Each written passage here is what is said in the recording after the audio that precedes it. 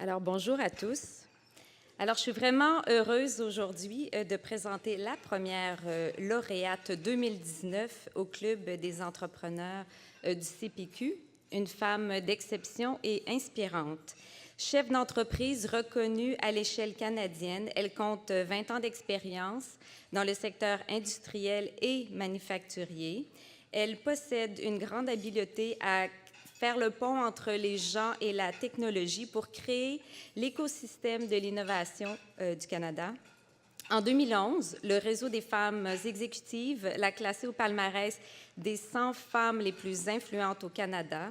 Elle a reçu en 2015 le prix du leadership décerné par l'Association des femmes en finance du Québec et en 2018, elle s'est vue décerner un doctorat honorifique de l'Université Concordia pour son innovation en affaires.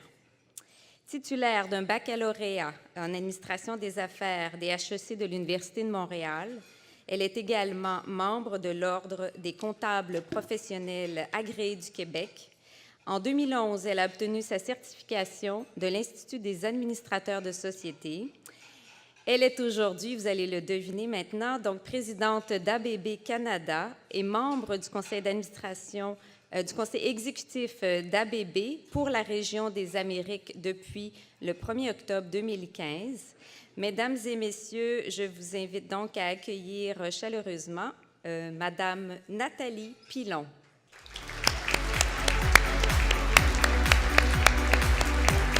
Merci Marie-Hélène. C'est un immense plaisir pour moi d'être ici aujourd'hui.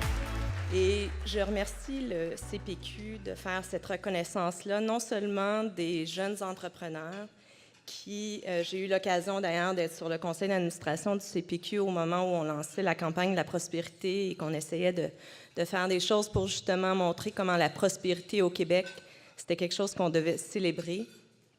Et ce qui pour moi est important, c'est non seulement de célébrer les jeunes entrepreneurs comme on le fait, et félicitations aux 2 lauréats, mais de reconnaître aussi ce qu'une société comme ABB fait ici par le biais de la reconnaissance que vous me donnez. Je pense que c'est aussi l'occasion de penser aux filiales étrangères qui ont aussi un rôle important dans l'économie du Québec et dans l'économie du Canada.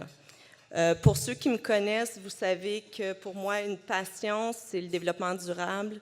Mais le développement durable, c'est l'environnement, mais c'est aussi la continuité de la pérennité de nos entreprises pour garder ces emplois-là qui sont ici au Québec et de garder cette compétitivité-là à travers le monde. Parce qu'une entreprise comme ABB doit compétitionner avec tous les pays dans le monde. Et comment on garde cette compétitivité-là au Québec, moi, c'est quelque chose qui m'anime à tous les jours pour être sûr qu'on a des gens qui vont trouver un travail à leurs mains. Et je sais que Charles s'applique, puis on a eu l'occasion de parler souvent de cette opportunité-là d'aider le Québec.